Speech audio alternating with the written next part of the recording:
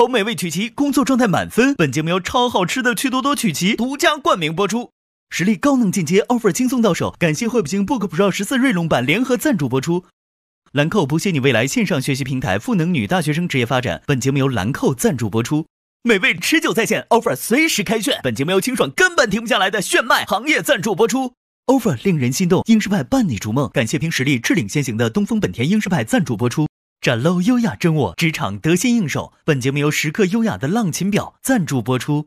今天是我们实习期的最后一天，是你们这次实习的最后一站，但其实是你们追逐人生金牌梦想的又一个新的起点。每一位法学生，每一个法律人，心中可能都印着一句话，这句话会在你艰难的时候激励你，黑暗的时候照亮你。开始吧。我们的首期股权转让，收取你们支付的一个股权转让的对价，我们给了你们一些时间上的缓冲，没问题。合作愉快。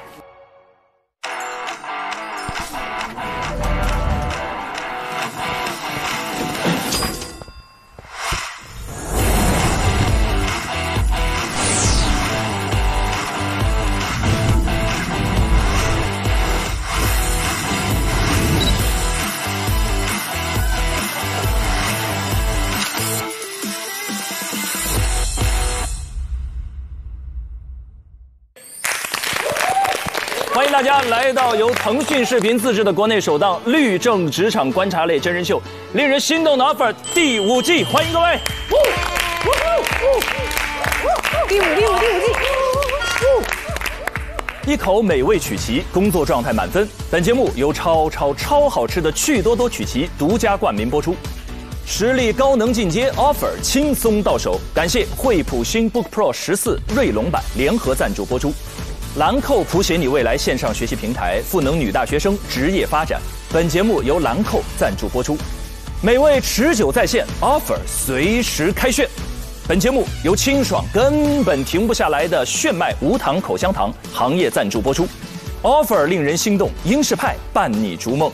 感谢凭实力智领先行的东风本田英式派赞助播出。大家好。我是陈明，我们这一季的节目也已经走到了最后即将收官的时刻。那还是一样，让我们欢迎我们身边的各位老朋友。上周实习生们终于迎来了自己的最后一个课题，这是决定所有人命运的一次考核。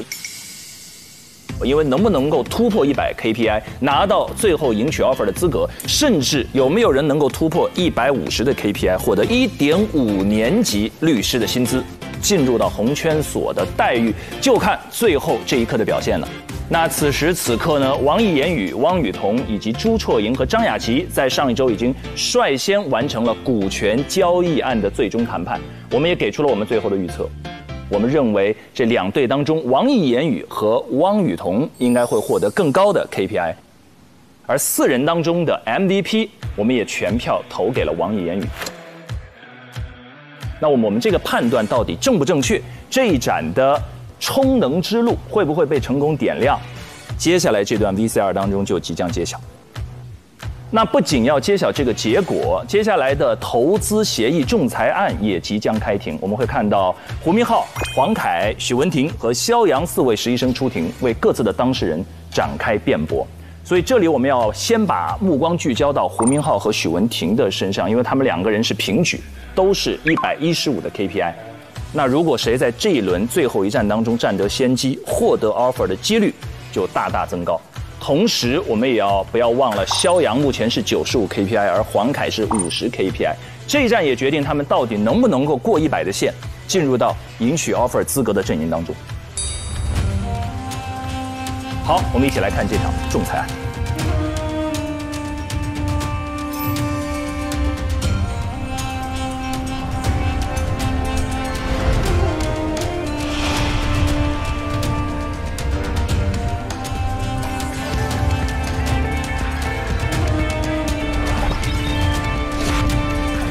朋友们，仲裁庭长这样，真第一次见。很多仲裁庭其实就像那个大的会议室一样啊，圆圆的。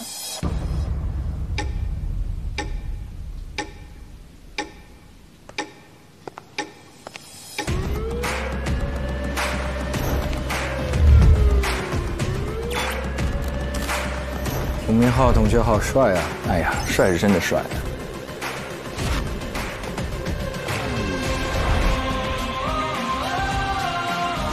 哇，刘律，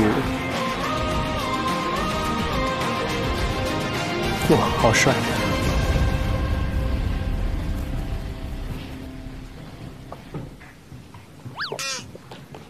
让他拍了他先，快起来！刘律的腿怎么看起来健步如飞的感觉了？强撑着罢了。哦，对。坐。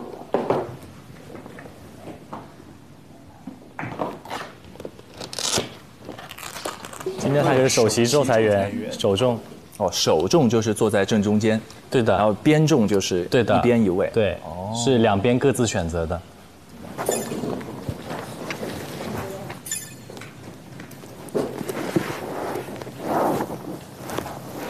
老师们好，这边是被申请人准备的补充证据是吗？充分的整个证据材料，里面包含了补充证据。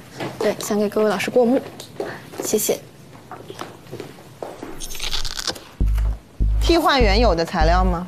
替换，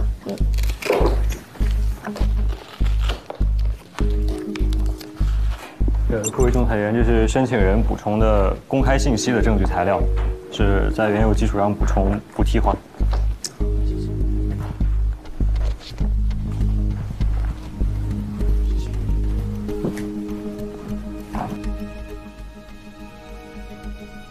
申请人准备好。被申请人准备好。好，大家下午好。S 公司和二基金投资协议纠纷案现在开庭，我们先核实双方出庭人员身份，申请人先自我介绍一下。仲裁员好，我们是代表 S 公司的代理人，工作单位北京市敬天工程律师事务所，姓名胡明浩、黄凯，特别授权。工作单位敬天工程律师事务所，姓名许文婷、肖阳，特别授权。双方对对方出庭人员身份有无异议？没有异议。无异议。本案根据仲裁规则普通程序进行审理。我是本案首仲刘思远律师。坐在我左手边的是申请人选定的秦子甲先生，坐在我右手边的是方烨律师。我们3组成仲裁庭。对仲裁庭的组成是否有异议？是否申请回避？无异议，不申请回避。对本案的管辖是否有异议？无异议。无异议。双方都是律师出庭，对程序中的权利义务是否知悉？知悉。知悉。好，进入实体审理阶段。本案有本请求、反请求，我们以本请求的申请人和被申请人称呼双方，反请求不再更改，双方清楚吗？清楚。好，申请人先说你的仲裁申请和事实与理由。事实与理由部分，请结合你们的证据，我们将不再另行安排举证环节。仪式感拉满，这么帅吗？就是这么帅，一点都不拖沓。尊敬的仲裁庭，我们的仲裁请求主要包括2项。第一，请求裁决二基金支付其未支付的人民币4800万元借款。第二，请求裁决二基金赔偿损失人民币1417159.1383元人民币。下面由我的同事来给介绍一下事实与理由。好，开始。第一部分，被申请人违反协议。2018年9月，申请人与被申请人二基金签署了关于 S 公司之投资协议，其中1.1.1条约定，投资人向公司提供本金为5000万元的借款。1.2.2条约定，借款将本协议签署完成之日起10个工作日内一次性全额拨付。合同签订后，申请人未违反投资协议第1.5条中规定的先决条件或其他条款中规定的义务。然而，被申请人未按照约定在协议签署完成之日起10个工作日内一次性全额拨付5000万元借款。被申请人在当时已经违反协议，截止到2019年4月3日，被申请人仅支付人民币200万元借款，且被申请人拒绝继续履行。第二部分，被申请人应当继续履行合同。当事人一方不履行合同义务或者履行合同义务不符合约定的，应当承担继续履行、采取补救措施或者赔偿损失等违约责任。本案中，申请人之所以在其掌握核心技术的情况下同意具公司以注册资本为估值标准进行增资，而不考虑市盈率倍数，是基于能获得后续5000万元借款的预期。现被申请人拒不履行合同义务，属于违约行为，故请求仲裁庭裁决二基金继续履行投资协议，支付剩余4800万元借款。第3部分，贷款人未按照约定的日期、数额提供借款，造成借款人损失的，应当赔偿损失。现被申请人拒不履行合同，因此造成申请人损失，故被申请人应当赔偿申请人的损失。申请人认为被申请人应当赔偿申请人损失1417159.1383元，请仲裁庭按照仲裁申请计算损失，按此裁决。就是你这里要求的币种啊是人民币，但是后面小数点保留了4位，这个你们是怎么考虑的？这个是基于当时的计算考虑，如果是基于人民币的话，可以只保留2位。好，被申请人答辩。好的，尊敬的仲裁员您好，接下来被申请人将陈述答辩意见。首先，第一，针对申请人提出的被申请人违约的行为，被申请人认为被申请人没有违反关于 S 公司之投资协议。首先，被申请人与申请人于2019年4月3日达成合意，对原投资协议进行了变更。中华人民共和国民法典第543条规定，当事人协商一致可以变更合同。民法典第140条规定，意思表示可以明示或默示作出。在 S 公司关于借款催付的相关微信聊天记录，申请人的实际控制人在2019年4月3日收到了被申请人打来的200万，当中说道：“孙总，真心感谢您在如此困难的形势下依然给予了申请人支持，也期盼您后期支持。”即申请人同意，剩余款项于后期给付。申请人对于给付价款的时间进行了变动，并且同意分批给付价款。而被申请人于2019年4月3日首次付款200万的行为符合变更后的投资协议的约定，因此不构成对于投资协议的违反。好，接下来被申请人将论证被申请人没有继续履行的义务，这一点将由我的同事肖阳为各位仲裁员解释。好，第一点，我们认为申请人经营状况严重恶化，具有可能影响其履行交易协议下义务的能力。其一，申请人分别于2021年10月15日、11月4日被最高法院列为失信被执行人。第二，自2021年8月开始，存在多份执行文书载明申请人不具有任何可供执行财产。第三份证据材料是，申请人从2019年便开始连年严重亏损，负债金额均远高于资产，利润总额为负，其生产经营状况严重恶化。这个案件我当时做的是被申请人，事实挖得也比较深，所以在先天证据上，被申请人是占据优势的。肖阳和许文婷对此进行了充分挖掘，并且很好的用在了答辩上。哇，他们这个证据链一环扣一环，给胡明浩这边带来了巨大压力啊。第二，我们认为申请人财务数据造假构成违约。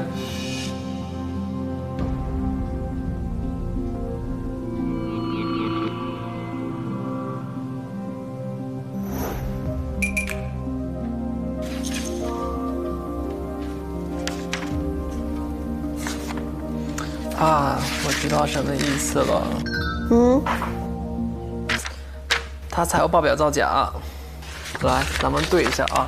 这一份是他这里看一下，他最后总资产这部分是4万多，但是今晚审计之后，其实只有100多万。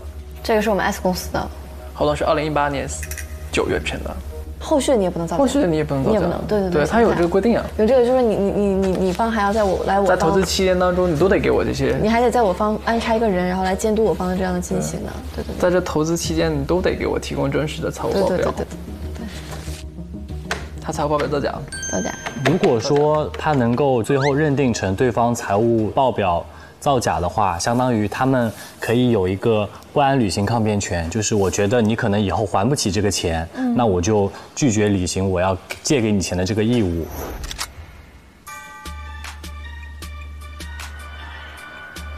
投资协议第3.2条约定，在投资期间，申请人应当按照特定时间向投资人提交公司的财务资料。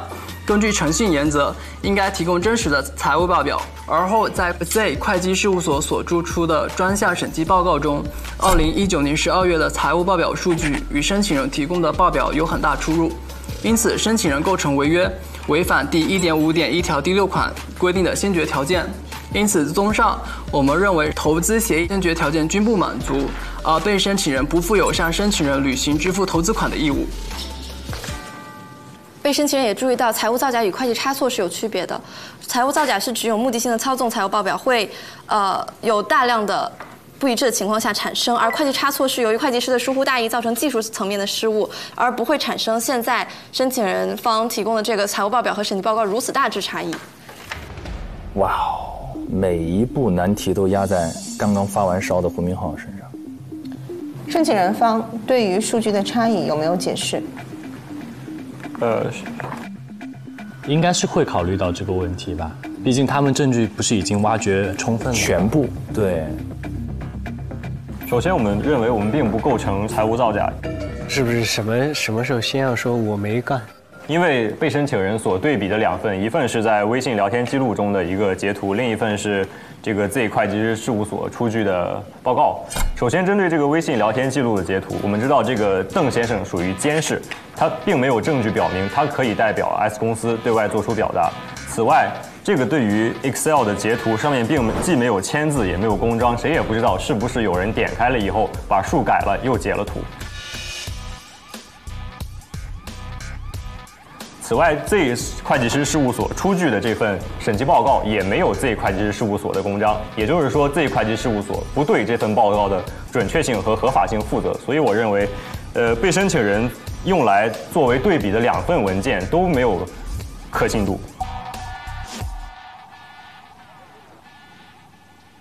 这反驳还是挺有力的，漂亮，这应该在准备之中吧？对的。这个是那个仲裁庭审当中很关键的一个步骤，就是举证和质证啊。就我说我的这个事实是有证据1、2、3证明的，那我觉得你的这个证据1是有问题的，那你这个证实就不成立。啊，明白。好，这个问题我们到辩论的时候再说啊。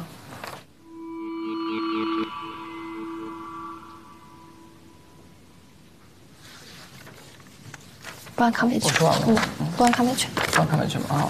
我们第2点的理由是认为被申请人享有不按抗辩权，因此不应履行剩余4800万投资款的义务。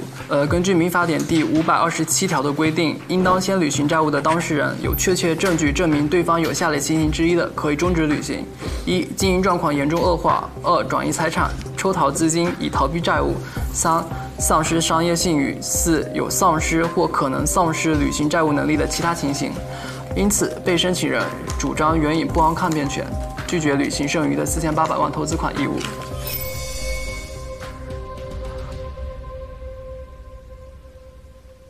因为肖阳他们组如果不找到一个法定的这么一个抗辩的理由的话，他们很有可能就是没有办法去对抗对方，就可能必须要去把这个4800万给付了，就会很劣势。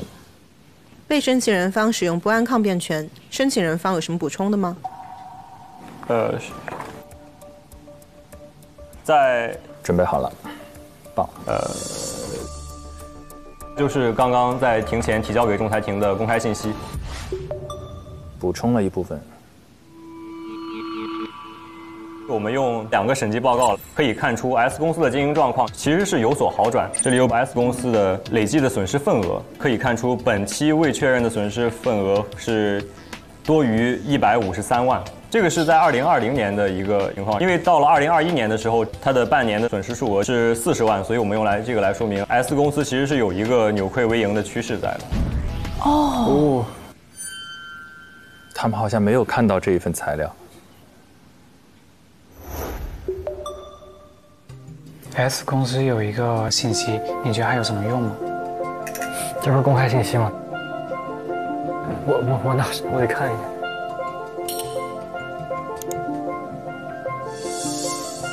哦，半年报，那是看不出什么关联了。你这个是把网址发给我一下。又被黄凯给找到了，他找到了一个入口。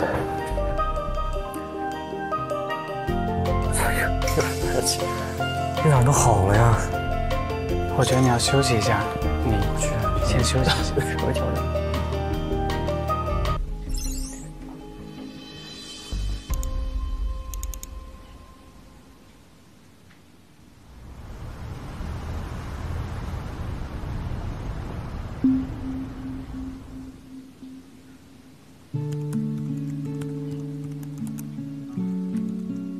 黄凯还在找。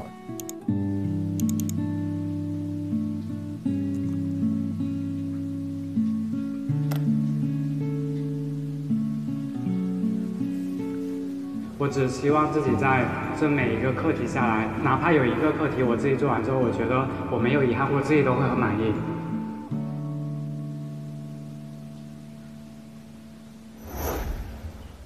之后在证据9我们举出，可以看出在2018年，其实智能遥控器产业是处于一个急剧上升的状态，所以在当时，S 公司掌握核心专利的情况下，允许 G 公司以注册资本为估值标准。根据商业逻辑来看，其实是基于对它后续进行更多投资的信赖。最后，在我们提到的公开信息的第82到83页是 S 公司享有的知识产权清单，也是用来反驳被申请人针对不安抗辩的论点。在事实挖掘上，这边是拿分的，因为事实挖掘上他们挖掘了更多的公开信息，这是他们挖到的。他能够在证据本身先天事实对他比较不利的情况下，能够挖掘到一些对他们自己比较有利的东西，我觉得这个是一个比较大的亮点。公开信息作为证据提交吗？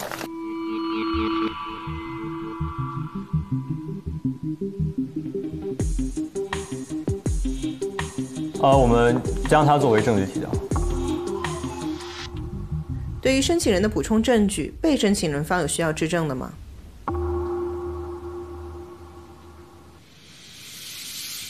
肯定要质证啊！现场抓，质一轮，强杀。对啊，强拆啊。对啊，你说公开信息找到的，那是哪个网站或怎么样？至少要问一嘴。证据没有，先对对方的证据，刚刚你说的3性，对不对？对的，真实性、合法性和关联性。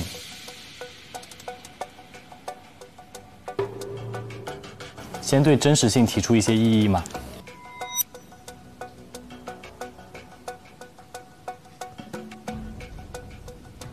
这样吧，那个守财啊，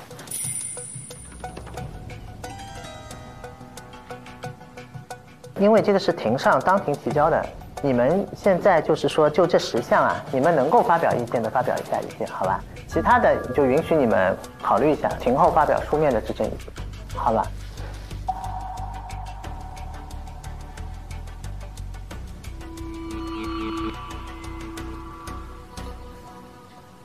那我们会主要针对刚刚在庭上进行过解释的。好，门庭出手了。首先是证明 S 公司经营状况的2020年度审计报告和2021半年度财务报告，被申请人提出异议。在这2份审计报告当中，所有的利润额虽然是有上涨趋势，但都为负。它并没有一个正向的趋势。在此情况之下，被申请人仍然有理由相信申请人没有履行能力。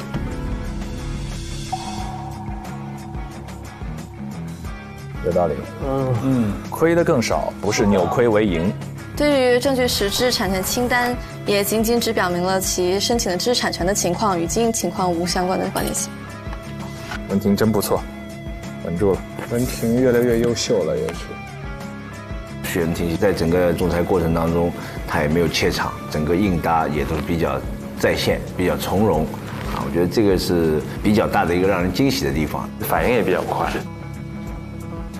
直接说一下反请求吧。反请求的申请和反请求的具体的事实与理由。好的，在事实与理由上面，首先被申请人认为投资协议先决条件不满足，被申请人不负有支付5000万元投资款的义务。申请人于2019年4月3日收到的200万元投资款没有法律依据，属于不当得利，应当返还。投资协议第1.5条规定，只有先决条件全部满足时，被申请人才有义务按照约定向申请人提供借款。首先，被申请人在第1点当中论证了申请人违反投资协议的先决条件。除此之外，由于被申请人对于财务报告的虚构并不明晰，产生了错误认识，因此被申请人放款200万元的行为属于没有履行义务，误以为有履行义务的给付。申请人因此获得了利益，被申请人因此遭受了损失，所以200万元属于不当得利。第2点将由我的同事肖阳为仲裁员。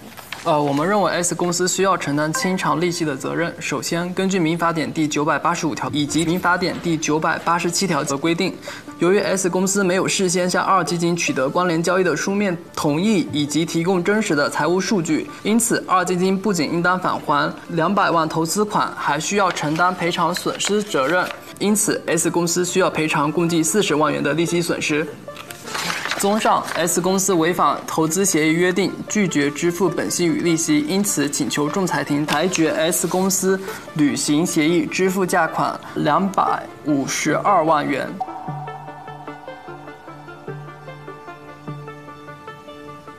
好，你们反请求说完了是吧？是的。你们答辩一下。尊敬的仲裁庭，针对被申请人的反请求，我们提出以下答辩意见。首先，被申请人的所有反请求都是基于 S 公司和2基金基于微信聊天的形式变更了投资协议，但是我方主张 S 公司和2基金，尤其是 S 公司要求2基金依约付款的行为，并不构成对于合同的变更。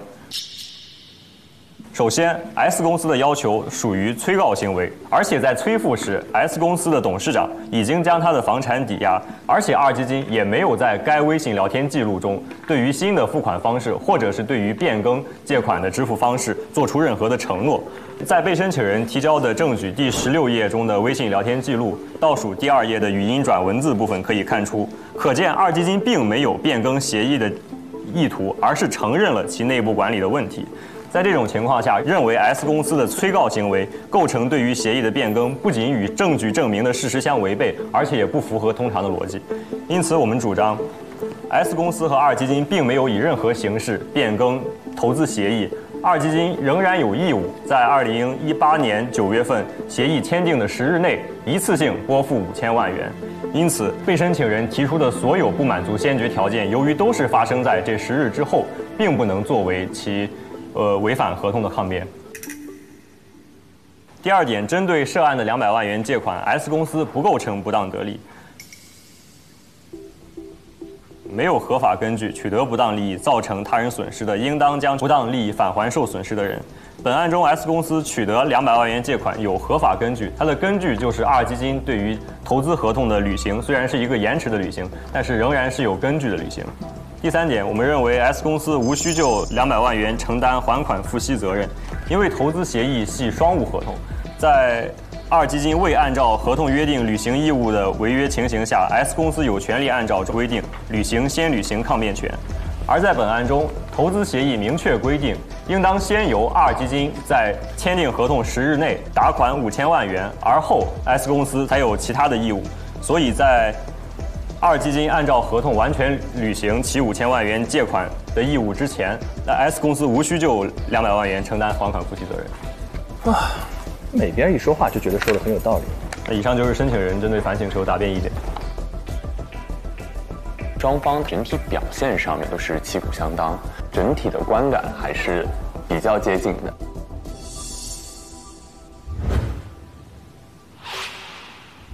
哇！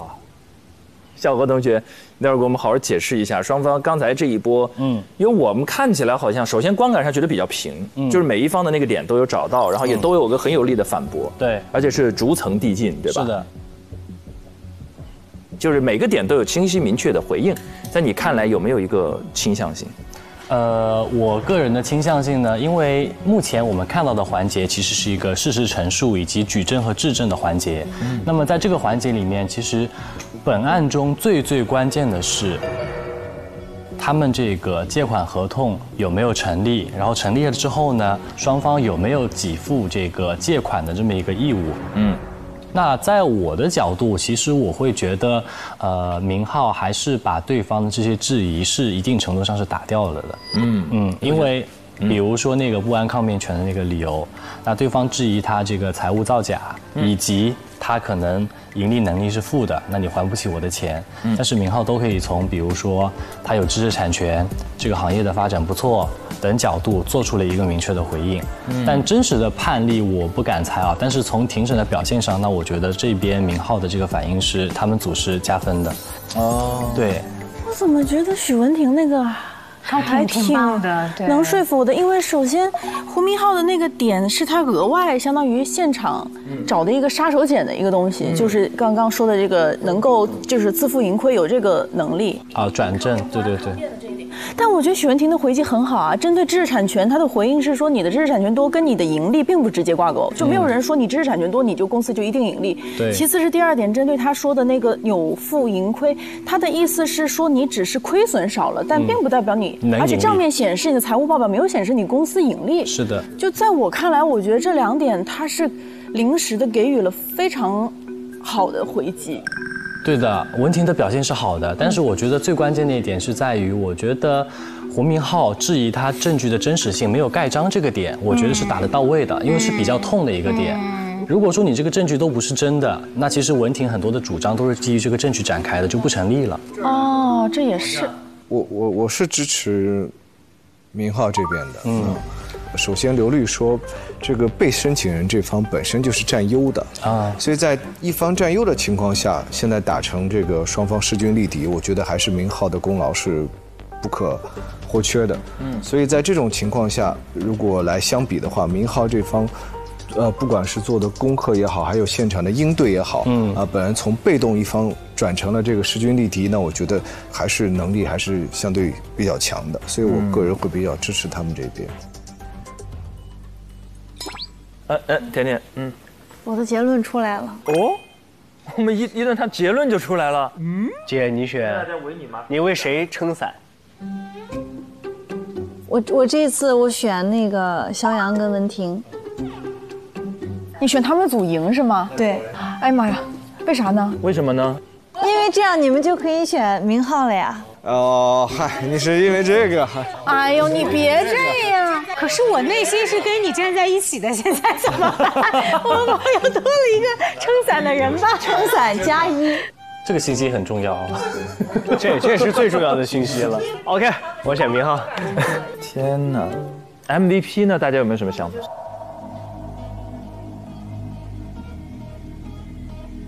那我觉得是文婷，临场被丢出来一个这种大炸弹，但他的回应还是非常冷静且到位的。MVP 我觉得也是文婷哎，对，他今天表现很亮眼。我选文婷，你选文婷，那我再考虑一下。我坚定的选择明昊了。我选了文婷，现在我要再考虑一下。对不起，我还是会坚定的选择明昊。因为明昊在带病的情况下还能做到这些而且在反败至少照持平的情况下，不能说是为赢吧，的情况下，我觉得他很厉害了，已经非常不错了，能够在这种情况下找到很多的证据，就很棒。那我们就先投个票。好 ，OK， 来吧。我们觉得在这一轮 PK 当中，稍稍一丢丢领先的那一队是胡明昊。胡明昊队的。3、2、1，请举手。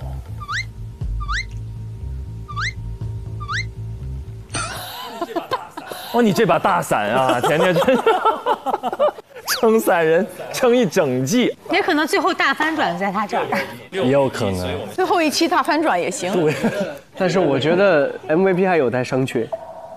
对，现在最难的在这里了 ，MVP 要猜准。就光从庭上的表现，应该就是从明昊跟文婷里面选了，对吧？对。明昊，虽然我也很支持你，但是你这次生病了，你就先好好休息一下，好好养病嘛。这个逻辑是这个逻辑吗？我选文婷。甜甜这么一说，我更加坚定的要选明昊了。我觉得他们俩非常接近，但刚才发生了一件非常非常重要的事情，就迅速让我确定了是什么？因为他非常坚持许文婷。这一点我觉得，我就坚定的站在胡明昊这一边了。我觉得作为撑伞人的角度来讲，因为现在都是逆向思维，不用逆向，相信自己。好，觉得在这一轮4人的表现当中 ，MVP 是许文婷的，请举手。请你们记住这几个举手的人，4位。哎呀，我们4比3了，很少4比3。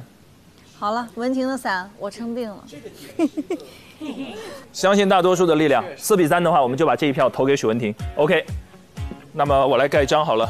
这说明真的很接近，大家也不好判断。确实，我也很纠结，我现在在这一轮的 PK 当中，我们认为获胜的队伍呢是胡明昊和黄凯。那么获得 MVP 的实习生是许文婷。那2组至少能对1组吧，我觉得。对，我们只要能对1组，对啊，一起展灯亮，一组应该是能对的吧？尘埃落定了。好，一起来看下段 VCR， 揭晓结果。哎呀，好期待啊！哇，激动人心的时候啊！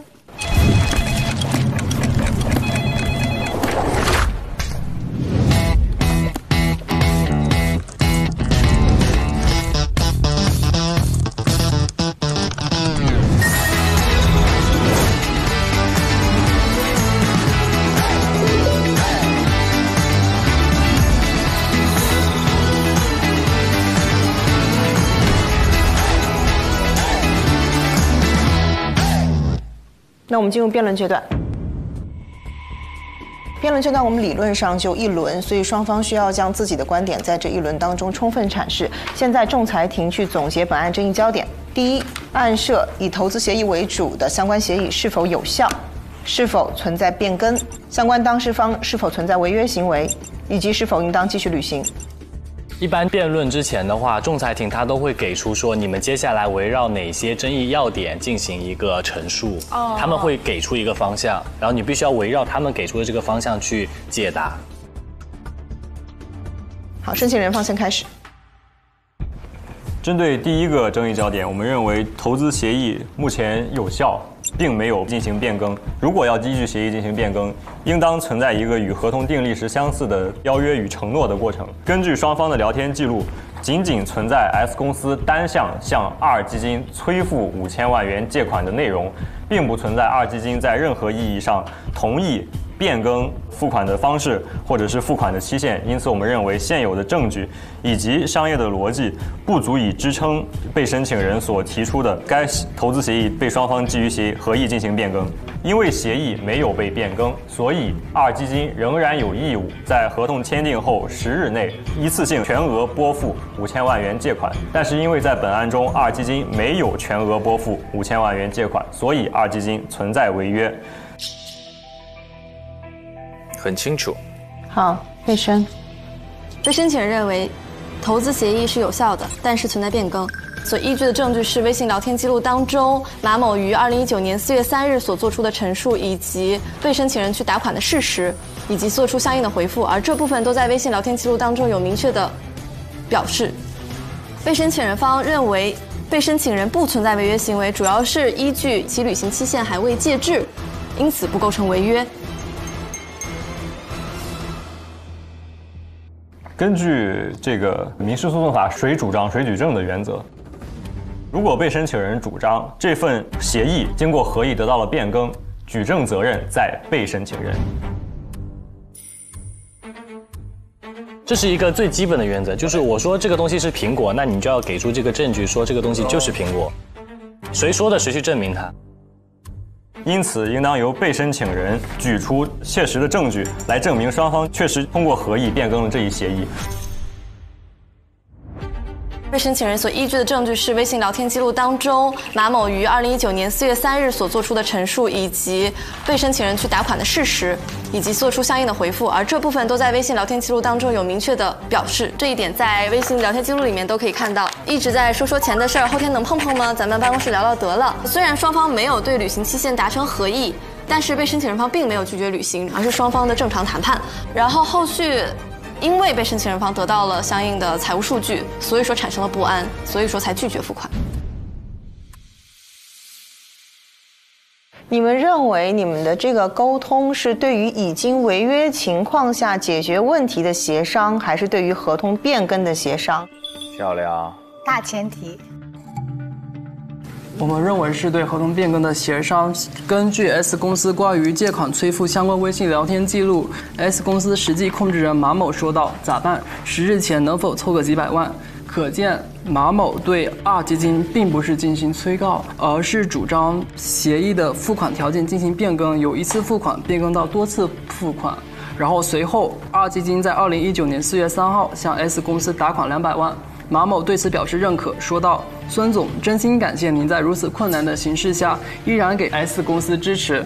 节后跟您见面感谢吧。可以证明 S 公司考虑到 G 公司或2基金的实际情况，同意变更付款时间和方式。对于剩余借款的付款时间，双方仍然处于一个不确定、需要进一步沟通的这样的一个状态。”申请人对这个问题的回复，我想听一下。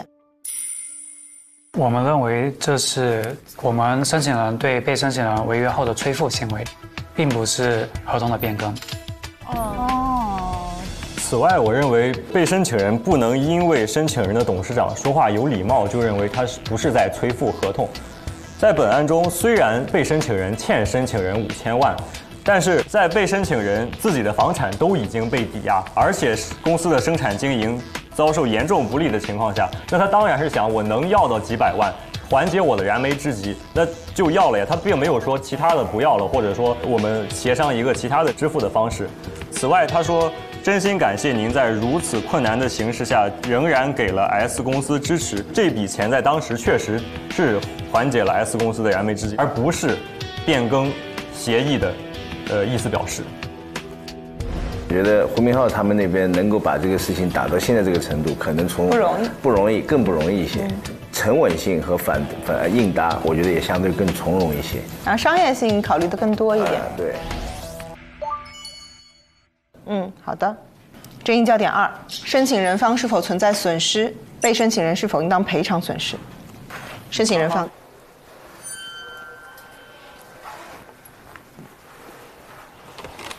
针对第2点，申请人存在损失，而且这个损失是由二基金造成的，所以应当由二基金来赔偿损失。依据刚刚举证过程中提出的2019年的珠江遥控器合作协议，以及2017年签订的战略合作协议和2018年的投资协议，足以说明 S 公司对于二基金向他提供5000万元的借款是有充足的信心的，而且他也会基于这种信心来安排他在下1年里生产经营的规划。被申请人刚刚提到说，被申请人提供了200万元借款，足以弥补一个锂电池合同所带来的损失。但是 S 公司基于对 G 公司和二基金的信任所签订的合同远远不止这一个，还有很多其他数额更大的合同。因此，我方主张，申请人的损失是由被申请人导致，所以被申请人应当赔偿申请人的损失。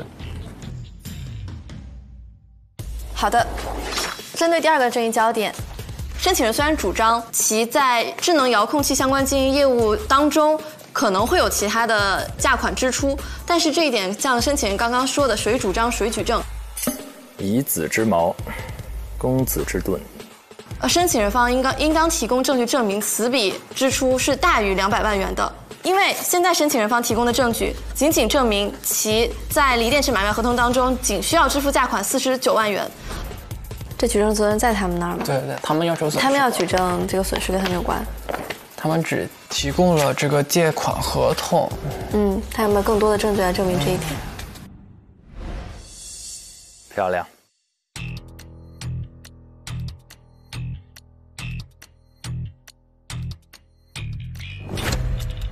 申请人有补充，又有东西。首先，根据公开信息证据中，2019年6月G 公司2018年年度股东大会决议公告里面有记载，G 公司股东会通过关于公司向 S 公司提供市场推广服务、广告业务服务的议案，还有关于 G 公司接受北京 S 公司提供研发服务的议案，以及 G 公司向 S 公司销售电商业务的议案。这就意味着，为了进行上述所有的服务，均需要大量的资金投入。在这种情况下，二基金仍然没有把5000万打给 S 公司，由此造成了 S 公司的损失，所以二基金应当进行赔偿。首先是根据投资协议1.1.2条的规定，这5000万元的投资款只能专款专用。申请人刚才提到的 G 公司与 S 公司关于广告业以及其他行业之间的合作，不属于这5000万投资款所能覆盖的范围，所以我们也不对这方面签署的合同进行负责。对。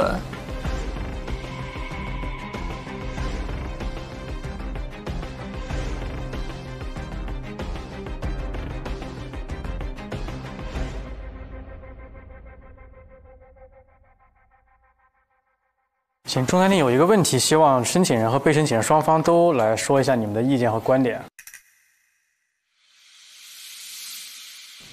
就是你们认为投资协议的合同目的是什么？申请人先来吧。我们认为这个投资合同的合同目的其实可以从 S 公司和 G 公司2方面来看。根据 G 公司2019年年度报告摘要来看，它其实是本来从事传统的电视行业，但是受到新兴互联网行业的发展，所以想要寻找一个新兴的科技公司来拓宽他们的业务领域，而 S 公司就是他们所寻找的这一个新兴的业务领域的公司。那 S 公司想要获得更好的发展，所以我们认为这个投资协议可以使得 S 公司和 G 公司在新兴电视领域，尤其是智屏遥控器的领域进行长期合作、长期发展，来开拓一个新的市场。在目前的情况下，我们认为在 S 公司掌握相关领域核心知识产权专利的情况下，如果二基金的剩余4800万元借款到位，那么这个合同的目的还是可以实现。被申请人方也认为，此投资协议的目的是为了申请人方和被申请人方能就智能遥控合作相关的经营达成一个战略合作。但是被申请人方认为，现在申请人方的经营状况已经无法去被申请人方达成任何的战略合作，所以说是被申请人方才好的，双方有和解调解意愿吗？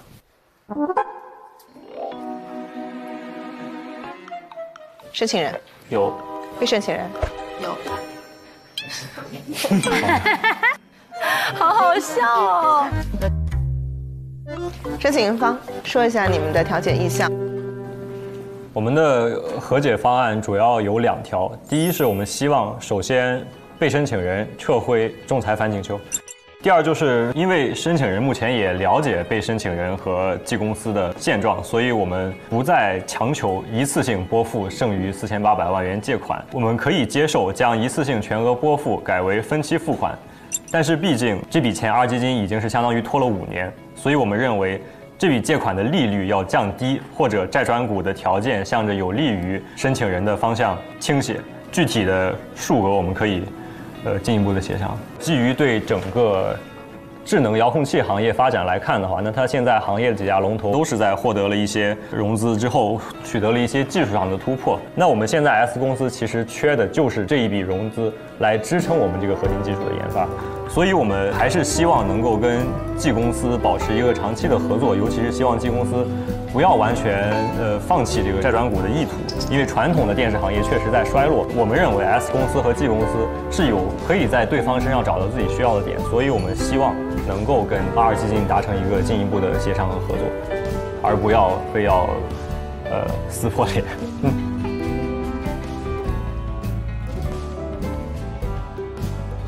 来，被申你们的方案有吗？总结来说2点，第一点就是首先我们希望申请人方可以提供相应的担保，因为我们被申请人主张了不安抗辩权。第二点就是，希望申请人方可以提供相应的证据证明其申请人的经营状况良好及利润达到负数以上。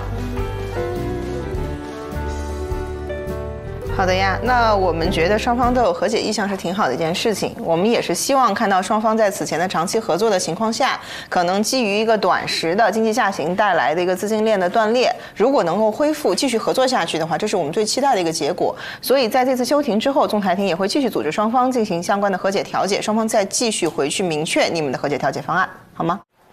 好。好，现在休庭。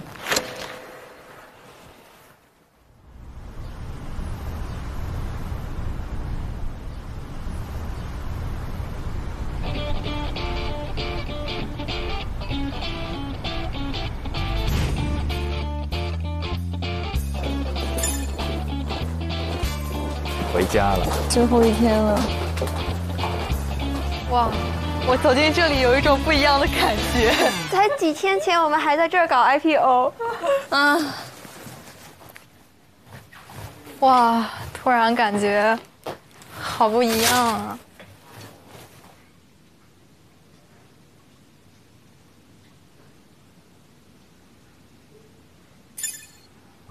要揭晓了，要揭晓了。该干的都干了，就等待一个结果了。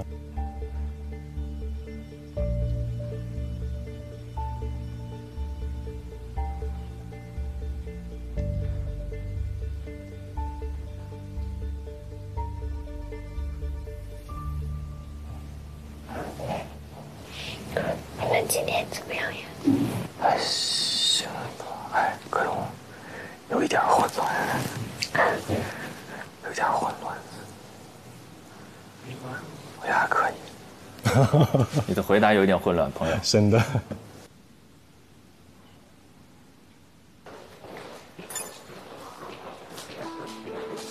哇哦，大佬哇！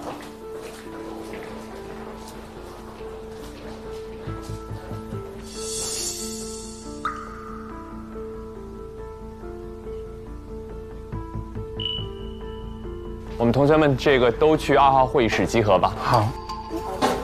然后不用带电脑。好的。要公布了。好慌张。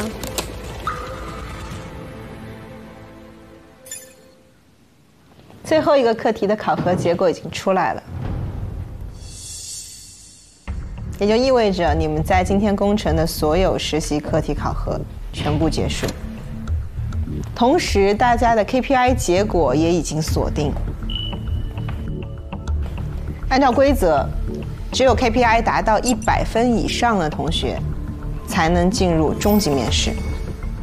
哦，还有个终极面试。终极面试。天。接下来，我公布达到100分的 KPI 的实习生。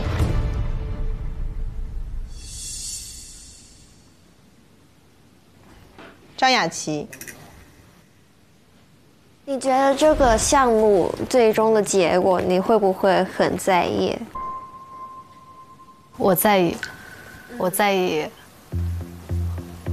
因为这会决定我能不能到100。你在最后一个课题中拿到的分值是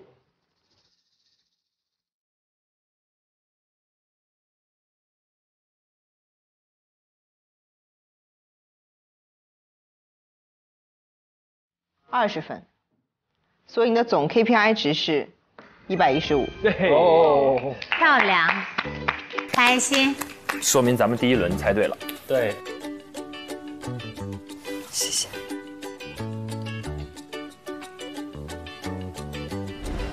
雅琪第一次谈判的时候，有的地方有些放飞，然后有的地方呢，相对而言又有一些怯场。对，就是今天是更加沉稳的。对，有进步。今天你看他基本上就是弹不虚发，有把握的我才讲，没把握的我也不敢讲，不随便讲。我觉得这也是成熟的表现。整个谈判过程当中呢，张雅琪上来就来主导这个谈判，但是呢，我觉得 Kimberly 呢在这个上面也能始终把你拉回来。你反正谈到哪，我们还是回过来谈我们刚才那一条怎么样。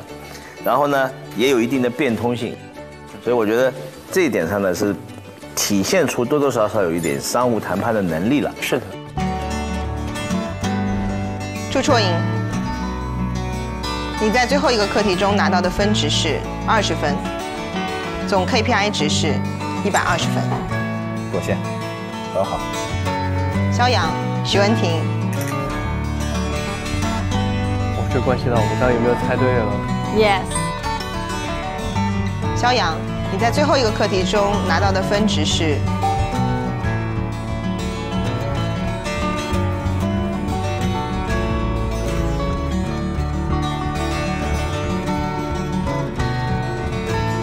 20分。Yes。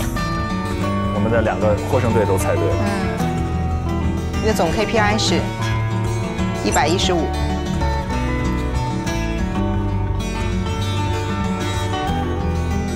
许文婷，看看他会不会是 MVP 啊？你在最后一场拿到的分值是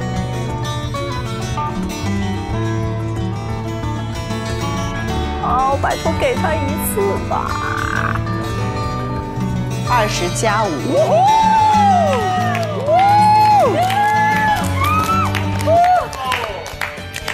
厉害厉害厉害！恭喜你 MVP。所以你总分值是140分。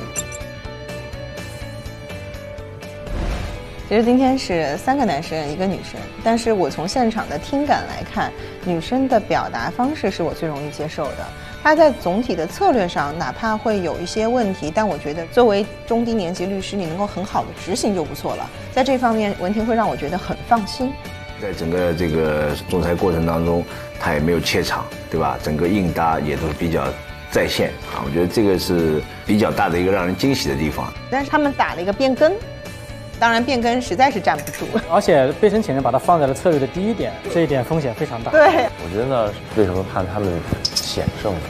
就是在一个势均力敌的场面下面，申请人这边犯的错误会更少一点。申请人这方呢，他们对不安抗辩其实有一个挺好的商业上的反驳。他们就说，为什么我能够扭亏为盈？为什么我还是有知识产权能够继续经营的？而且在这块没有任何事实证据的情况下，仅通过公开信息往下挖，其实是挺难的一件事情。所以这块我觉得是一个亮点。而且他在那边的整体表现的时候，沉稳性和应答，我觉得也相对更从容一些。那我们就这么决定啊，基于团队合作、现场表现、此前的事实挖掘以及文书写作，全场的 MVP 给到许文婷。胡明昊他们那边胜出。胡明昊最后一场25分，总分值140分。王怡言语能达到吗？最后一场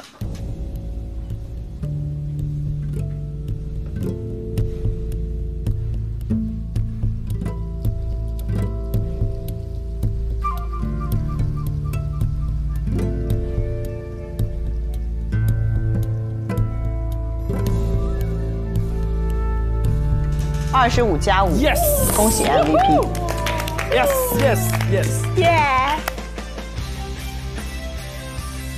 总分值160分。160。耶耶耶！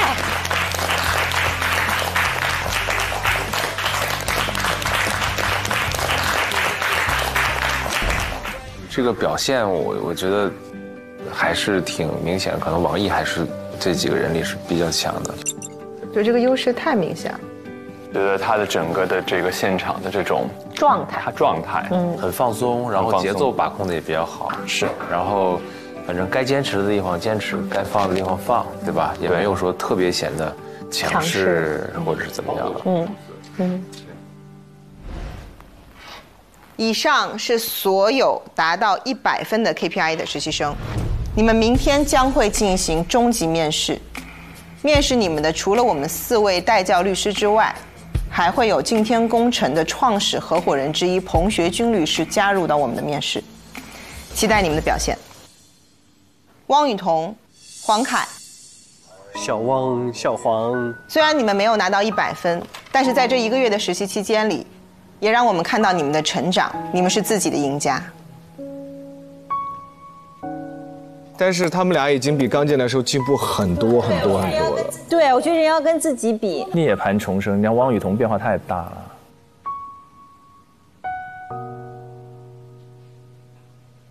对这个，没有，我可能就对雨桐然后送几句话啊。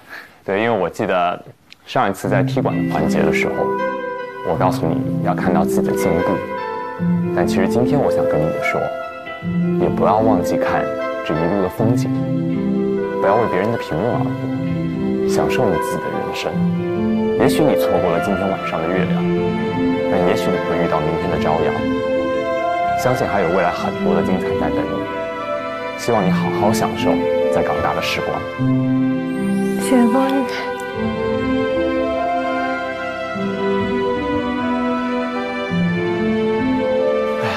我不知道说什么，我给黄凯一个拥抱吧。小伙子太棒了，不容易，不容易，不容易。大大的拥抱。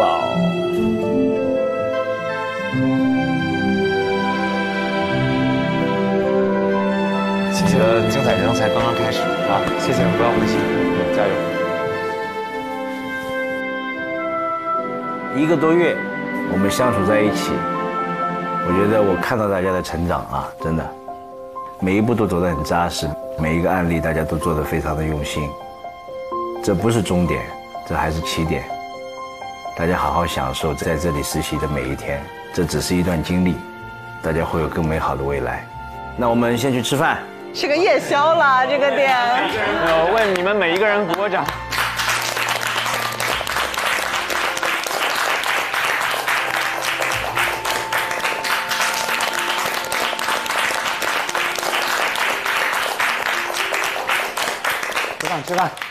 吃饭。我没有难过，我只是很感动。是， ，just 很感动，没有很难过，真的。帮我去拿东西啊，走吧。完了，我受不了洛洛的眼神。你别哭，他的眼神实在是太那个。眼神杀。哦，有没有纸？其实我没有准备很难过，但是我看洛洛就一直看着我，然后我就绷不住了。也不是今天做告别吧，明天不还有一天时间？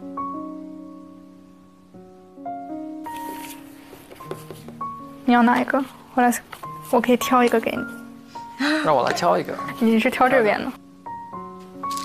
我喜欢这个吧。哪个？长歌有河，独行有灯。看看你们两个在干什么？我们俩在写东西。哎呀，刘律。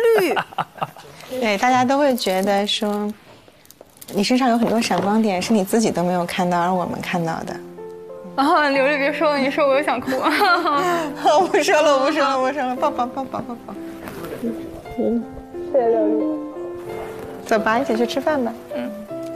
哎，其实我不想搞得这么惨兮兮的，其实挺好的了。其实对，其实我什么都得到了，什么都感受了。哇，刘律，你看还拖着就是拖着我的残腿，你可不会说话呢。张总怎么样？扶一下，又好哭又好笑。到时候我去香港看你啊，你先熟悉港大。好的。然后我到香港去的时候，你就陪我逛。好，还没去过呢。好的。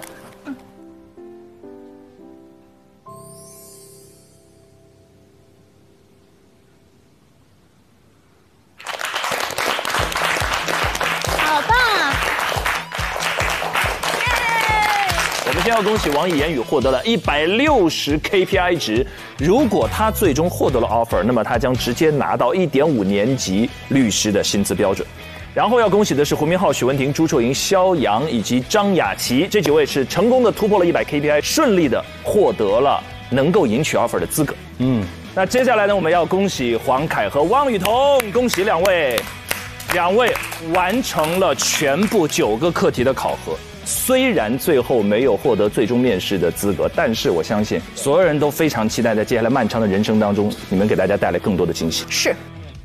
我之前也录了1个月，其实我觉得真正宝贵的这1个月的经历，是你在这个过程里面认识了靠谱的伙伴，你认识了会对你悉心教导的这些导师，是平常你去参与实习不可能收获的。虽然说他目前没有达到这个100分的 KPI， 获得终极面试的资格，但是我觉得光是这份回忆就已经是很宝贵的财富了。而且他们的人生才刚刚开始，真的都还没有正式工作呢。是在这一段经历里面，我觉得他们肯定收获的东西远远比我们看到的要多得多。所以我也衷心的祝福他们未来的路越走越好。感谢。你觉得他们2位4年级律师的时候，跟你的现在谁会更优秀一点？那作为一个过来人的矜持的话，我觉得你们加油。那是毫不谦虚呢，很棒。也想问问各位，在自己的职场历程当中，有没有那种结果并不尽如人意，但收获却非常多的旅程？其实我不是说结果不尽人意，我希望的是人生的结果不要那么早的到来。那我觉得现在这个结果对他们2个人是非常好的。然后人生就是要留一点点期待，留一点点遗憾，甚至还没有完成，还没有到达，然后这一路你走完了之后，你才不会觉得那么无趣。留白是的。我总觉得就是，比如说上台你各种各样的演出嘛，大家肯定是想各个方面都做到完美嘛。但是其实，肯定每一次的演出，你可能大体看起来没有什么失误，但是你自己知道你可能有些地方还做得没有达到自己想要的那个目标。我以前可能会去追求完美，但是我现在觉得我要允许遗憾的发生。因为那一点点遗憾，可能就是我下一次再去努力的那一个方向、动力。而且我觉得，就是一切都是最好的安排。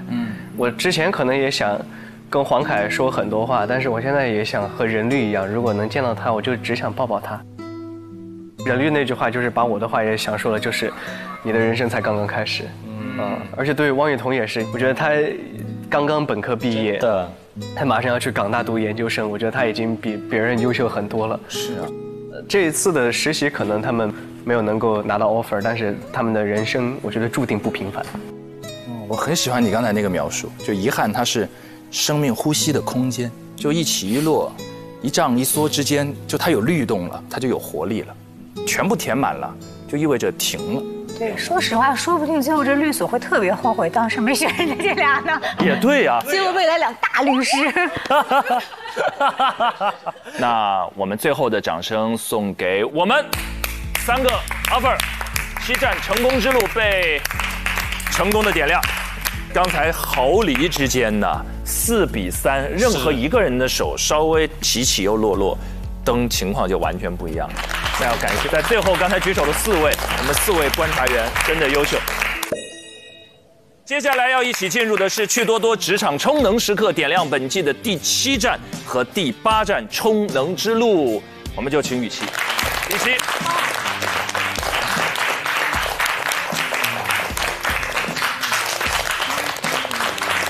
点亮本季的第7站和第8站充能之路，3、2、1。哇！1、2、3、4、5、6、7、8。哇，好开心呐！我现在都记得从第1期开始，就给到我的口播是这么说的：如果点亮了第7盏灯的话，我们就可以争取到第3个额外的 offer。可我们点亮了第8盏，那么陈烨，规则上来讲，如果7盏是3个 offer 的话，那么8盏那就是8个，这几个。数学学得非常好。OK 了，所以还有一轮最后的终极面试在等待着各位。但是在我们最后的终极面试之前，还有一顿温馨的、浪漫的、充满了依依不舍和别离的一顿晚餐还在等待各位。我们先来走进他们这一顿最后的晚餐。啊，要终极面试了，我好紧张。别紧张，一起再看看兰蔻谱写你未来小程序上怎么做一份120分的工作汇报。首先要知道汇报的重点，其次要阐述自己的核心观点，最后呢就是要谈机会点，明确我们的目标和未来努力的方向。哦，好清晰啊！我一会儿再准备准备。最后一次了，一起加油吧！好呀，炸！同志们，我们准备去吃饭了。好的。哇，在天台上哎。哇哦，这景真是不错嘞。风景倒是不错。哇，还是挺浪漫的。哇塞，好漂亮！哇，整个夜景。哇，火锅。我的天啊，好香啊！哇，还有丸子。哇，好丰盛。你觉得肉这够吃吗？好问题啊。1天没吃了。我现在的状态就是又很疲惫，又很兴奋。是很兴奋。Kimberly， 你需要盖腿吗？如果要盖，可以用这个，你盖一下吧。谢谢。哇，你好贴心哦。开动。大家都开始涮了。卷下去吗？好吧。好。把你老公开，直接吃了。天哪，我饿死了。女生在饿死了的情况之下也咬那么一小口嚼吗？来，我觉得这个肉也行，也行。吃吧。我在等锅开啊。可以吃了，我都吃了半锅了。你再等，真的就没了。你们有谁喝酸梅汤吗？哎，我想喝，狂喝。哇，雅琪，不理人，完全。雅琪，对不起，他说了对不起，还是走了。道歉归道歉哈。来，我分你点，没事，我都雅琪过了，我分你点。没事。啊，我没有看到，对不起。没事，我原谅你。那个向阳特别无辜。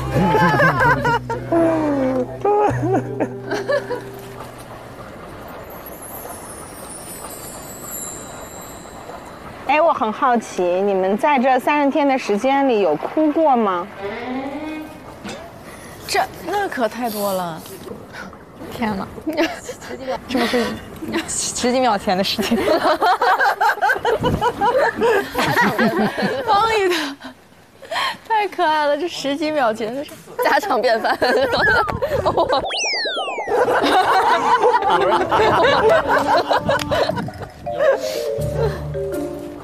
有人没哭过吗？对，现在没哭过的举手。没哭过。黄凯哭过。肖阳没哭过吧？胡明昊没哭过吧？胡明昊没有。肖阳没哭过，我。对。哦。Kimberly 你也哭过啊？哇哦。你哭过是因为什么事儿？在香港的时候，那天我在化妆的时候，其实任律也在，任律在房间外面，你在聊天啊。然后那天不知道为什么化妆的时候突然就哭了很久。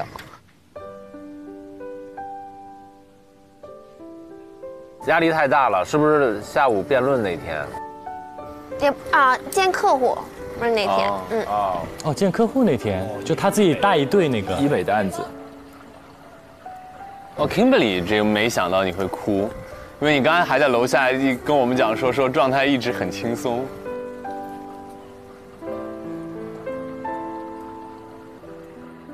我哭也不是因为课题的压力很大，也不完全是这个原因，但是就突然很难过，对。Kimberly 一直给人感觉特别强大，但有时候我们也忘了，她也就是20刚出头的一个研究生毕业的女孩。那文婷呢？没有，我是刚刚跟雨桐也说了，是在第4次课题之后。无罪辩护是吗？对。哎，你那次做的还不错吧？没有，就是那次没有就找到就是关注到证据真实性的那个部分嘛，然后当时就挺难受的，但是后来就调整好心态以后，就每天都很开心。对，那天任律发给你的微信是我帮他改的。真的吗？哇！任律说我这个钢铁直男，我不知道该怎么给女生发微信。哇！对，然后他起草完了之后还给我，然后我帮他改了，然后他才发给你。那就哇塞，安慰的好在一点。对，我想说，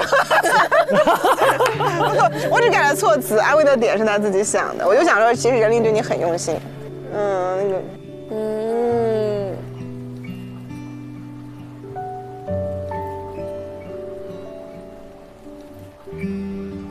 好感动。哎呀，这30天之后，这个实习也结束了，有没有谁还是想要对这个小伙伴啊这些的表达一下感谢的？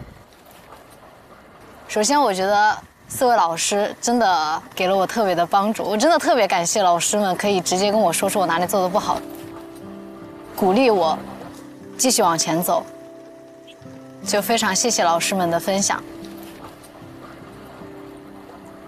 然后我们同学的话，其实我从胡明昊的身上我看到了我们在辩论的时候，他作为队长，他担起了这个责任，然后带着我们往前走，就那种凝聚力、那种力量感，他带着我们往前走的那种心。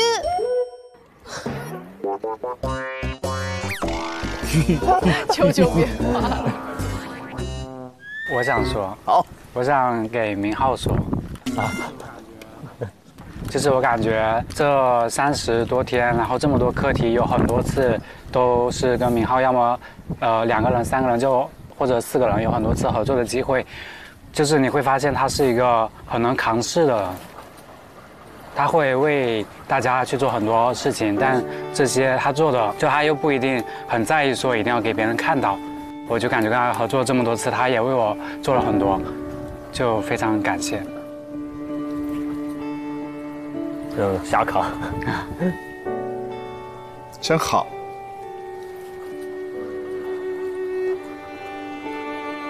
我说一个愿望，希望陈律不要忘记我们的名字。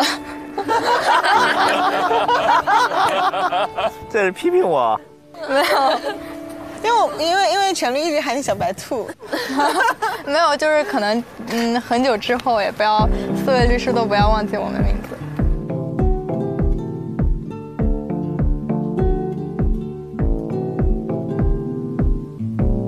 陈律年纪大了不好讲，我们肯定不会忘。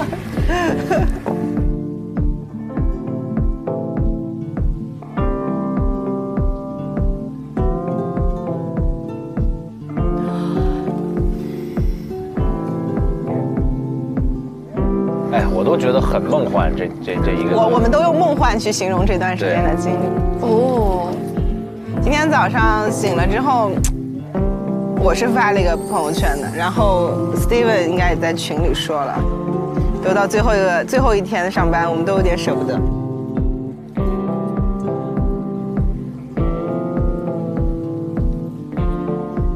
我没想到 Steven 是这么感性的一个人。第一个首先是吧？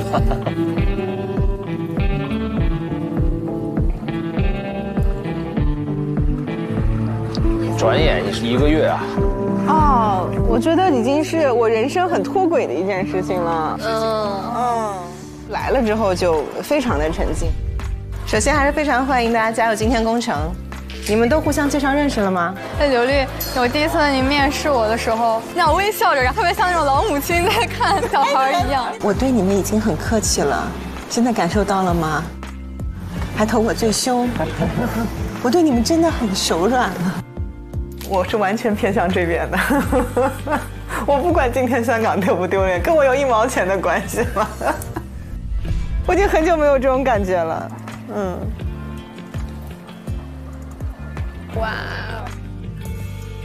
哇，这个感受本身就很难忘。对，是的。哦，那些真的很动人。真的，我觉得也是，每一天都特别开心，非常梦幻。但是说印象最深的啊，可能还是那天去凯子家吃饭那天，很惊喜啊！一个人做了8个菜，我的天哪！哇哦，真是不简单，特别好，而且那天我们聊了挺开心的啊。谢谢黄凯，谢谢人，谢谢耗子。前20多年确实经历了很多坎坷。但是呢，一定是会越来越好的，未来一定是光明。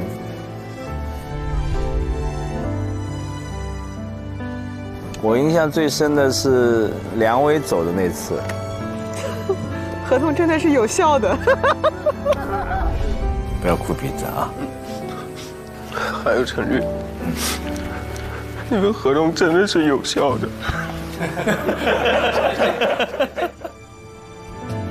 就是他那个哭得那么的伤心，觉得好像孩子也不容易。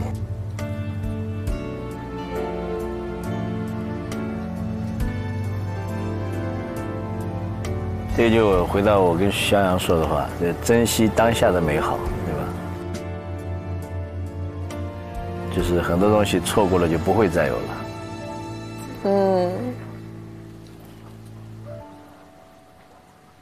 我最难忘的肯定是名场面。2个名场面，不是2次团建，没有，但是除了这个名场面以外的话，就我是有几次看到有哭的那个实习的同学，然后真的是让我觉得还是挺揪心的。作为你的大教律师，我可以告诉你的是，你一点都没有让我失望。人生就是一个不断的去探寻自己真正想要追求什么的一个过程，一定不要因为我们今天这一道课题的一个评分而忘记你当初的初心。其实，当你真正的去热爱生活的时候的话，你是能够保持一个很快乐的一个心境的。那当然，这些我觉得都过去了，就不想特别再去提。但是其实我自己真的都很记得。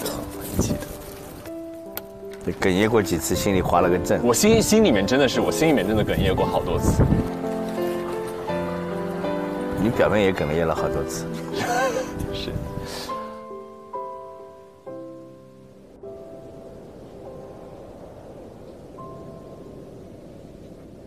好了，经过1个多月的实习，终于一个圆满的小结。那么按照我们今天工程律师事务所的惯例，实习结束我们会给实习生发一份实习证明。哦。那我们每个导师会给自己的带教的实习生颁发一下。那我念到名字的，等一下过来领取，好吧？哇，好。今天工程律师事务所实习证明，朱绰莹。哇！实习期间，你用细致的观察能力、出色的学习能力，体现了成为一名合格律师的基本素养。你好，我是 Kimberly， 我是这队的组长。哦，你好，你好。总结了这几个主题，希望能给你们一个 overview。要是其中一个不成立的话，那您的行为就不构成跳单了。我们的原告人对于这50万是有 proprietary claim 的。再配合上你高级的气质和坚定的信念，我发现我自己真的好爱当一个诉讼律师。我希望用我的法学知识和创新的想法为人民服务，一定能成为你自己想要成为的那个大律师。特此证明，证明人陈一鸣。谢谢陈律。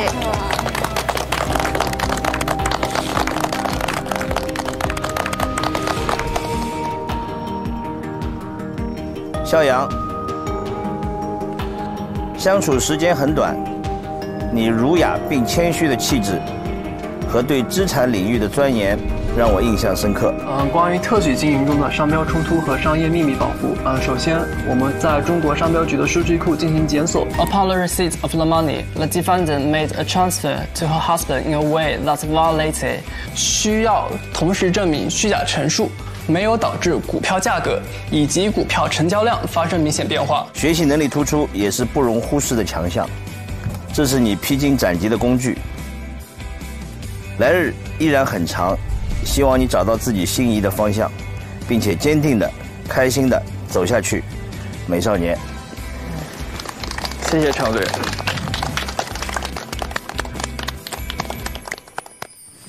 该我了。第一位啊，文婷。哦，好。命运的齿轮大概是从你抽签的时候就开始转动了。永远抽到都是后边的，这绝了。抽。我还依稀的记得你当时失望、懊恼的表情。交给上天决定。哎，我这个运气。但是，千位可能辜负过你，而你从未放弃过努力的决心。我看到的是你一如既往的勤奋，不曾动摇的踏实，忠于专业的笃定，以及永远向上的热情。团队战，团魂。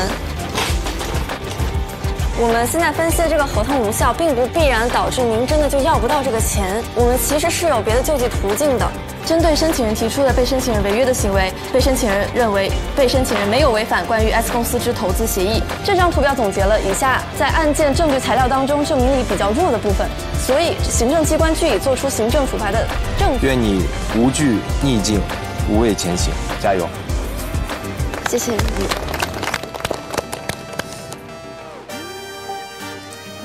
黄凯，我隔壁的朋友，你还记得你们的校训吗？生活的重重阻碍没有消解你的希望，击溃你的自信，反而赋予了你平和而柔软的内在和对他人倾注真心的勇气。你把过往的困难视为成长的宝贵财富，将烟火气和上进心合二为一，更把丰富的经历化为了掌握命运的底气。当我看到贵所这一次招实习生的时候，我想勇敢且尽全力地争取一次，不让自己后悔。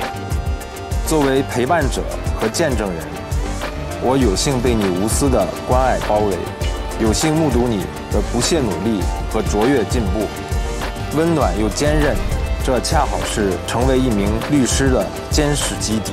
20号，接下来由我和许文婷就赵某内幕交样，如图中所示，看见共对党情的关键，提出使用 DNA 鉴定的方法，根据 DNA 确定物种来源，是一种应用广泛、可靠的分子生物学鉴定。因此，我对你充满信心。谢谢任律。加油！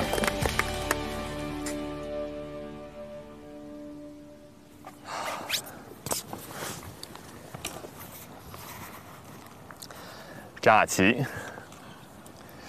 感谢你实习期间给大家带来的快乐。一直以来，你都是一个富有冲劲的女孩。这次实习经历只是你丰富人生的一小段，但是你对工作的专注和展现出来的努力，常常让我非常感叹。我觉得您方一直在逃避一个最实质性的问题，那就是您方的作品是不是与原著作权的作品有实质性相似？感叹年轻的能量，感叹年轻的热血。祝大家都可以活得潇潇洒洒！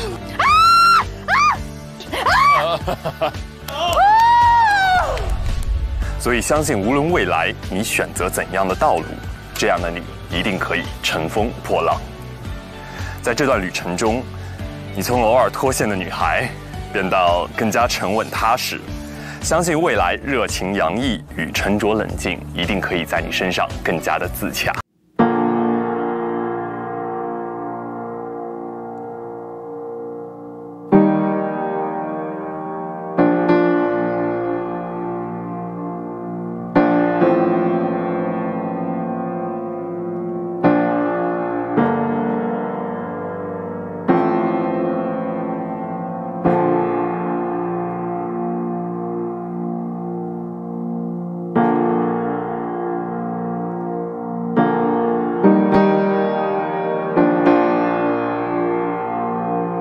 拥有扎实的法律功底，灵活的思辨能力，在一个个课题中展现出了你的坚毅与韧劲。你的成长我都看在眼里，从一开始的紧张不安，好难啊！妈呀，救命！那通过这几天的实习，现在怎么看待律师这个行业？我有一点怀疑。到渐渐的收放自如，大放光彩。我们认为换手率变化以及成交量变化也是在合理范围之间，且交易量也是有跌有涨，符合股市行情的波动性特征。然后就是内容不合法，第一个是患者使用术前术后的对比照，所以如果要是在内地的话，可能要提醒您一下。对，或许认真和刻苦已经被你内化，但是我还希望你同样将另外一个词内化，那就是勇敢，因为只有勇敢才可以快乐。这样你就可以自信做一个快乐的人。哇！但是勇敢并不是什么都敢做，而是你可以坦然地面对一切未知，这样未来的你一定可以拥有你自己想要的路。What doesn't kill you makes you stronger。见证人罗佳云。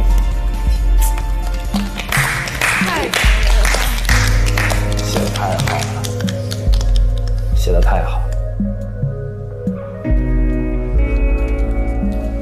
亲爱的言语，从你刚来的第一个课题开始，你就展现出你成熟的思考模式和职业状态。你让我感觉你不是一个我带教的小朋友，而是一个可以跟我并肩作战、交付后辈的队友。其实是存在相应的融资安排的，但是因为保密等等其他的原因，具体的细节我们不太方便透露。不会配合执行跟不能配合执行是两个概念。你在这里更多的不是感受成长，而是展现你的才能。接下来我会给两位讲一下这个中国内地销售医学美容器械的法律问题。A 股在当日收盘前暴涨5%，在这个绝好的时期，清仓是再不过的，因为它是 A 股的一个制高点。所以我们是在想，可不可以就是过渡期的承诺，我们以一个大的原则上这样的一个约定为准，就不进一步的细化了。你以无可争议的优异成绩走到今天，相信你仍然可以继续领跑你未来的人生。让我们一起期待未来。谢谢。老易就是那个别人家眼中的孩子，特别怎么都优秀的那个。小胡同学，短短的30天，你让我们看到了2个你：冷静、睿智、有担当、追求极致、有极强内驱力的你。大量的文学作品著作权侵权。We submit that the defendant was enriched. Enrichment requires the obtaining of a benefit. 一个非常关键的证据在证据链中是缺失的。综上所述，我们主张监管机构所依据的证据不能证明赵某确实利用了内幕信息进行交易，也让我们看到了幽默、活力、孩子气。没事，我都可以的，我都可以，都可以的。笑起来会露出虎牙的你，每个你都是最真实的你，最可爱的你，最闪闪发光的你。也许未来你会更加的职业化，你会学会怎么去谈判，你会知道刷了闸机让客户先走。但是我们所期待的，永远是那个最真实的小胡，他永远都在。我们希望你能够寻找并坚定自己的职业道路，并且一往无前地走下去，不忘初心，不畏浮华，挂云帆，济沧海。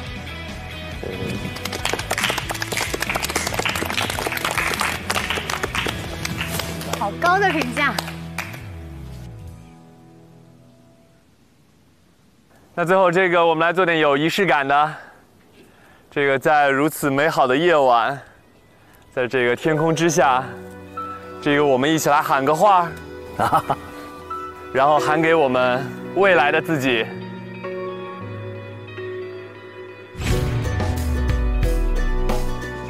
向着天空喊，你大声一点。我希望我可以帮到更多的人。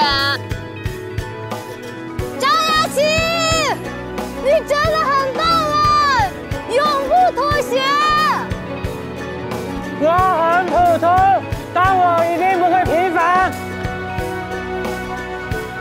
我要自由，我要快乐，我要下班。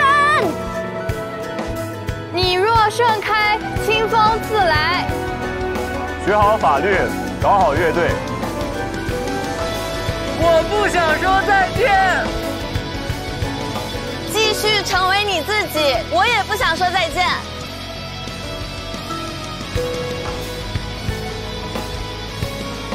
我们都有光明的未来。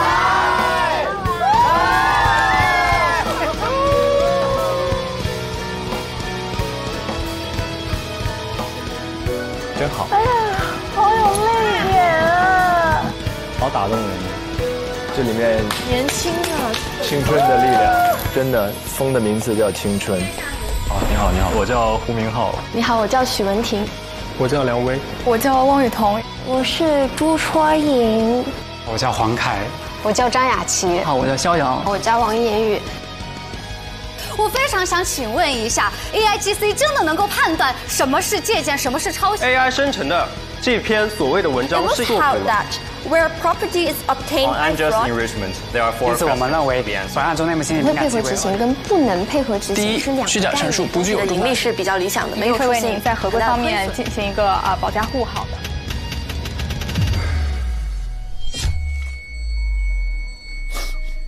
我先结束实习了。好，拜拜，拜拜。我好像已经很小心了，但是还是会出错。我也是在反思，是不是主要问题是出现在我身上？没有，我感觉是我。没有，应该是我。我觉得可能主要真的是我的问题。就感觉自己可能没有为团队带来贡献，因为自己的原因输了。我有一点怀疑。我感觉我现在压力好大呀。你可以，你就差一点。幸好有你们，幸好有你们，幸好有大家。天哪，是团队战，好开心啊！对，加油，我们加油！那我们首先的策略就是证明法官说，如果我只适用转给 A 的行为是 by mistake。表现得很好的，真的已经很好了。我感觉，虽然结果不是很好，但是，我第一次做 face， 我觉得还挺有意思的。我觉得好像比诉讼要更适合我一点。哇，你这个可以啊，开始学仲裁法了。我觉得这一点非常好。您说的话真的听进去了。对所以我也特别欣慰。黄凯今天是进步非常大，总体我觉得是不错，也能看到你的努力啊，真的努力非常好。主要是我觉得黄凯这次他自己也说，就是他这是他做最满意的一次课题，对他自己真的就是一直在努力。是，接下来我相信他以后一定会是一个非常优秀的律师。我觉得他是一个很努力的人。祝你生日快乐，像你这样坚强的人，像你这样酷的人。希望大家都能成为永不失联的朋友。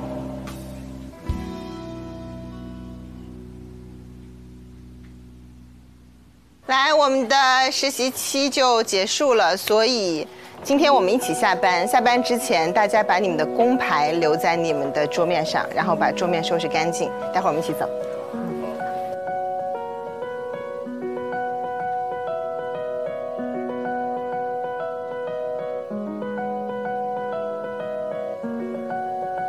做好了吗？来，走，一起下班。同学们辛苦了，辛苦了，辛苦了，这一个月都辛苦了。终于可以好好睡一觉。下班了，下班了，下班了。对的。哇！我的天哪！想哭了。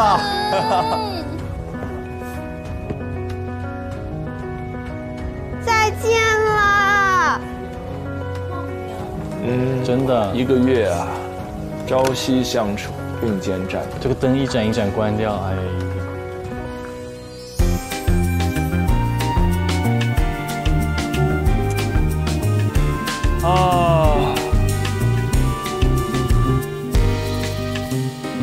就他们这1个月都历历在目，其实对于我们来讲也是这样。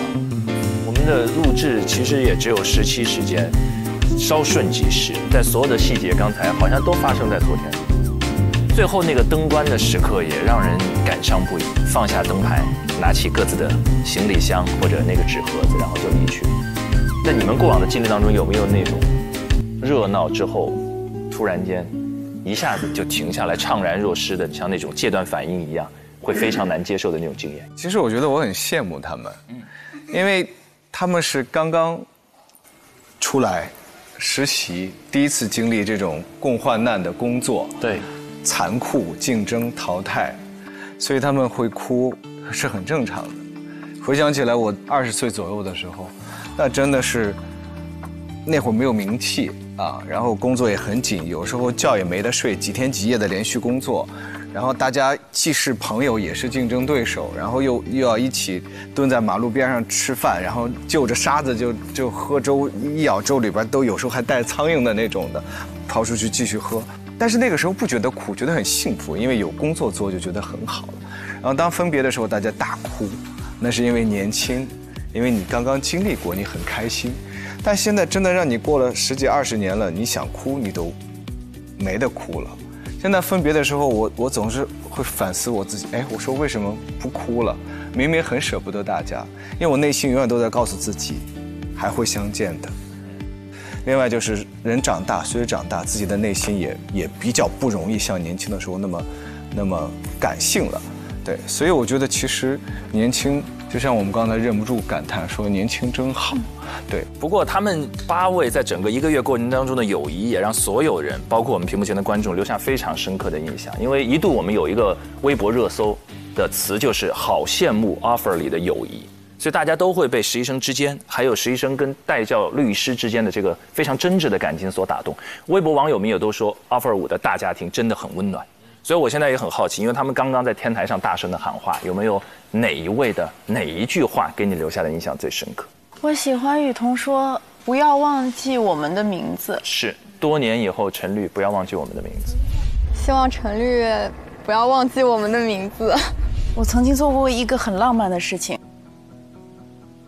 我大学的时候毕业，给我同宿舍一个女孩发一个信息。毕业的时候不是大家写那个就是临别就会发一点那种感慨的话，然后我就把我的名字发给了她，然后我说你把我名字记好，说以后如果我们五湖四海的时候分开的时候，如果你很沮丧和很孤独的时候，你想起我的名字，你就要知道这个人在这个世界的一个角落在默默的祝福你和支持你。纯叶其实好浪漫，你很浪漫，而且他很知道什么是浪漫的东西，真正浪漫的东西。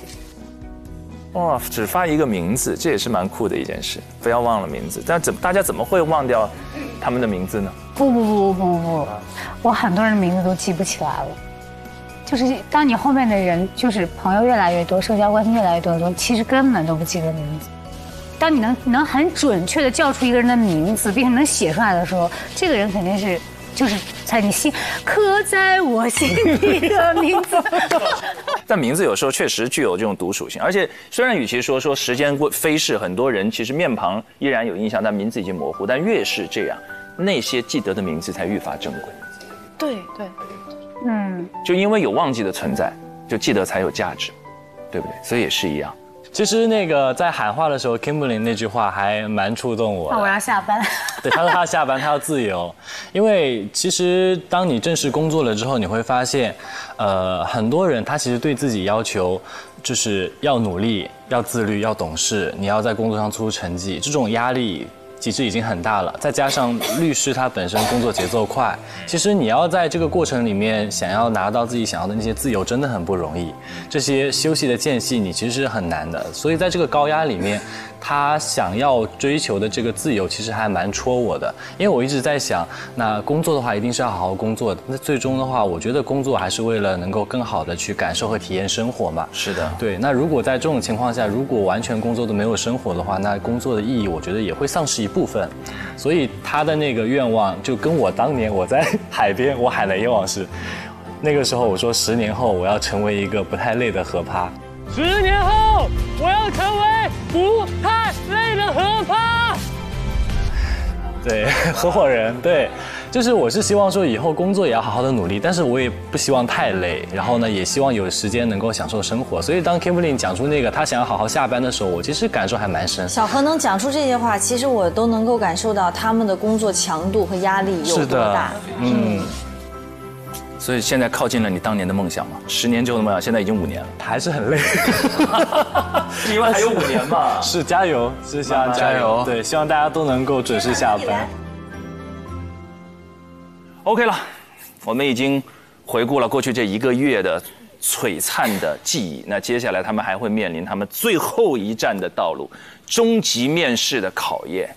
6个人，3个 offer， 4位导师。谁能够收获最后的 offer？ 最后一段终极面试，一起来看。回到了最初的起点，终于到这一天了。终极大 boss 终于登场，进入最终极面试。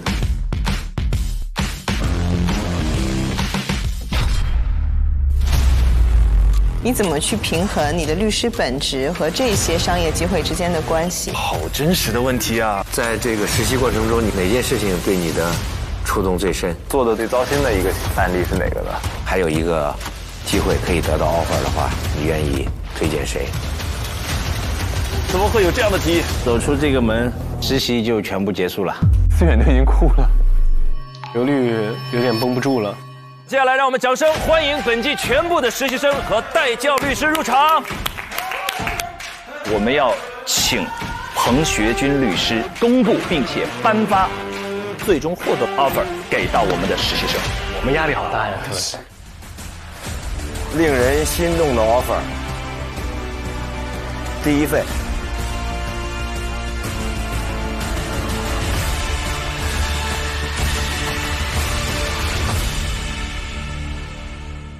一口美味曲奇，工作状态满分。本节目由超好吃的趣多多曲奇独家冠名播出，实力高能进阶 ，offer 轻松到手。感谢惠普星 Book Pro 14锐龙版联合赞助播出。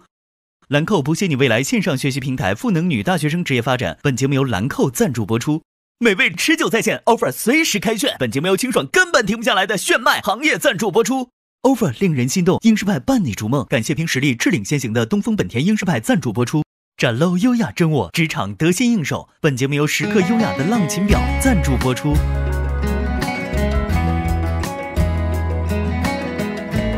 一